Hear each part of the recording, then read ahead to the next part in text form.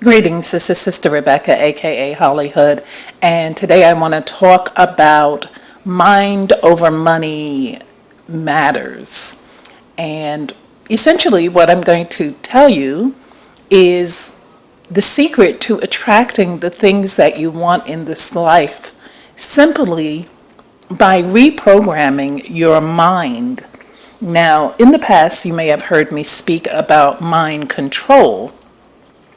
And this is essentially what it is.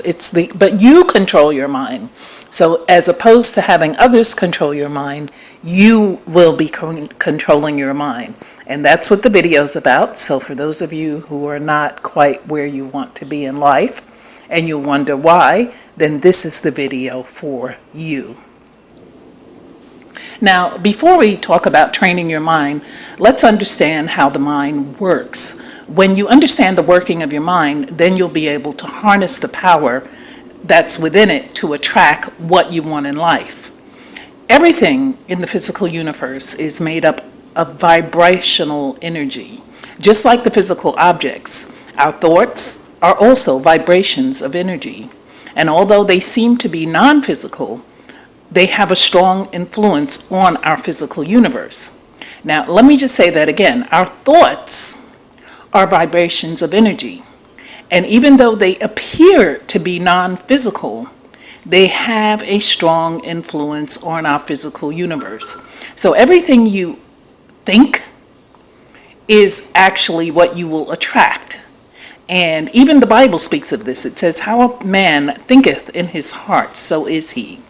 So, and that applies obviously to men and women. How you think in your heart, if you say to yourself daily, oh, I'm so broke, I'm broke today, I don't have this, I don't have that. Well, guess what? You're putting it out into the universe so that you'll never have it. Any thought that is repeated over and over in the conscious mind will take an imprint on your subconscious. So once that imprint is done, then the subconscious mind will start vibrating at a frequency and will start attracting to you the people, the circumstances, and the events that match with the images formed on your subconscious. It works the same way in relationships. If you're saying, oh my goodness, I can't believe I keep attracting these sorry ass men, or some of you men, oh my goodness, that chick drives me crazy. Well, guess what? She's going to continue to drive you crazy because you put it out in the universe. And you're going to keep, ladies, you keep saying you're attracting these sorry men. Well, that's what you will continue to attract. Thus, you have the power to attract the things that happen to you within your thoughts. So you can start retraining your thoughts, but it's a process. And one very interesting fact about the subconscious mind is that it cannot tell you the difference between what is real and what is imagined. So you can imprint or program in your subconscious anything that you choose. And that's why there are a lot of people walking around who are quite delusional, to say the least, because their mind imprint is taken on a fantasy of what they think life is, and it's not. So they have this fantasy girl that they're waiting to meet, and they're 90 years old and they still haven't met her, or they've got this fantasy guy that they're waiting to meet, Mr. Right, but he's not coming. Unless his last name is Right, he's not coming. We read, we hear, and we talk about a lot of positive thinking. However, to attract what you desire, it is not enough to simply be positive. Your imagination, the imagination of your desires should happen at a subconscious level. Only then can you start attracting things. Surprisingly enough, it just takes 15 minutes of your day to transform your life. But you have to work at it regularly and religiously. Another surprising thing is that you need to understand is success has nothing to do with hard work. It has to do with your conscious, your beliefs, and your thoughts. And in fact, when you are working hard, there's no quality life, and you'll not get quality ideas to transform your life. When you're on your grind, as young people like to say today, you really don't have time to daydream, to visualize, and to draw into your life these thoughts and to your subconscious of what you would like because you're so busy trying to get it. You need to have the intuition to tap into your subconscious and get ideas. Interestingly, you cannot make your intuition work when you are working too hard. So you need to think about that. Those of you who are slaving away for that big payday, it's never going to come because you're too busy working towards it that you don't have time to see the thing that's really going to get you where you want to go, to even visualize it, to conceive. Today, there are so many opportunities to make money, so you really don't need to have the belief that you need to work hard to be successful and make money. You need more creative ideas and not hard work to lead you to the path of success. Most of the people who have become very successful became that way doing something they loved. They did what they loved and they became so good at it that they were able to turn it into a money-making opportunity. The barriers to achieving a specific outcome may be in your face, but you don't want to see it. And if you're anything like me and so many others of us out there, we make up excuses that are emotionally more acceptable.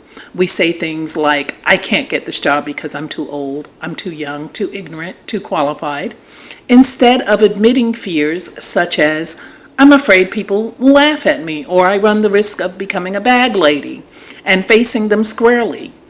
Will they really laugh at me, or is it what my paranoid parent used to say? A lot of us are conditioned from childhood to think a certain way. It doesn't mean that just because you were taught that way that you have to live that way.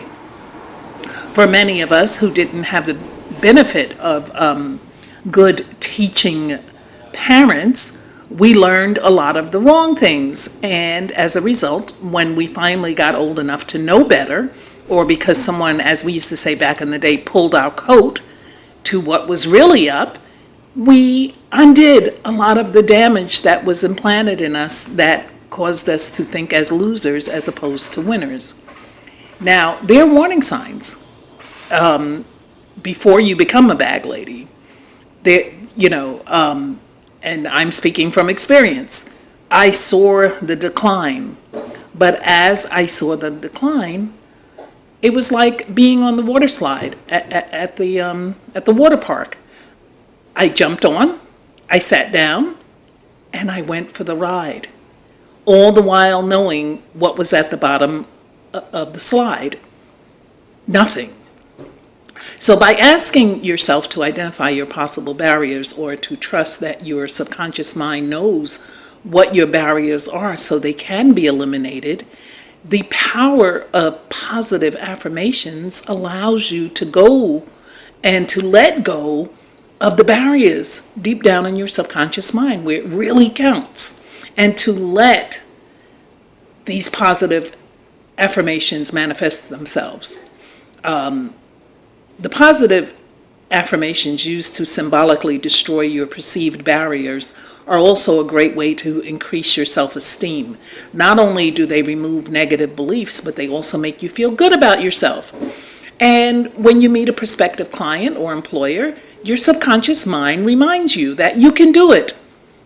You can find the right thing to say. Your efforts are worth it, and your life is good. So, positive affirmations, they allow you to focus on what you want, to place it in your subconscious mind as if it was a memory, to be more aware of opportunities when they materialize, to identify and remove your own barriers, and to increase your self-esteem. When you change your thinking, you change your life. When you motivate your mind over money, over whatever barriers that are preventing you from getting the things you desire in life. The secret to success, in fact, is to find something that you love to do. Then you'll not just be successful, but you'll also have a lot of fun in life. One of the most essential aspects of mind power is you must know what you want before you can get it. And a lot of you are walking around and you don't know what the heck you want. You just know you want something. You want a better life, but that's not sufficient. And the beautiful thing about human life is that you get to choose what you want. So in talking about attracting money, if you are worrying too much about making money, then you are imprinting on your subconscious the scarcity consciousness of money. And then your subconscious invariably starts attracting that situation. This way, you'll never be able to get ahead financially, no matter how much hard work you do. If your beliefs about money is limiting you, you'll not manifest the money you deserve. The opposite is equally true. If you believe that you are a magnet to attract a lot of money or a lot of girls or a lot of fame, so will be your reality. You only have to realize that your thoughts influence your reality. And that's why automatically you have to start becoming conscious of your thinking pattern. And this is where I think this generation, the word swag or swagger came in, is because, how a person carries themselves has a lot to do with what they will attract. So I've seen guys who actually were not,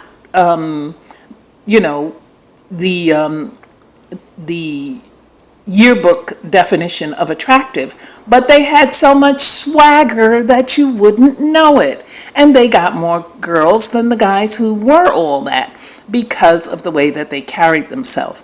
And this is the same thing in business. You've got the race is not won by the swift or the strong. In fact, the person who wins is the one who believes they can. Another interesting fact about the working of the human mind is that even if you do not believe something consciously, but still if you keep repeating your positive affirmations, then soon it will form an imprint on your subconscious. Over a period of time, you'll start manifesting them. So if you want money, then you must imprint prosperity conscious beliefs, even if there is a scarcity of it at the present. To create prosperity conscious beliefs, the first step is to recognize prosperity everywhere around you. You have to believe that it's an abundant universe waiting to reward you. The basic principle of making money is when you have a great product or service to offer, you can make a great deal of money. There are so many opportunities to make money today, but you need to find something that you feel good about. Remember, repetition of your affirmations is the key to mind power. Enhancing your mind power doesn't take more than 10 to 15 minutes a day. But again, you have to do it religiously, just like when you get up and you say your prayers.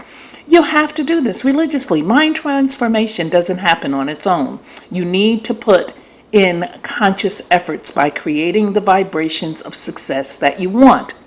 One good habit to cultivate is you start your day with a list of things that you are already successful and grateful about in your life. This will trigger your success variations and your success vibrations. Actually, I meant to say vibrations. I'm a little excited about this topic. When you practice visualizations, the key to remember is that you have to feel as if it is happening now. You don't even have to do it throughout the day. And this is where faith comes in, religious folks. You have to believe.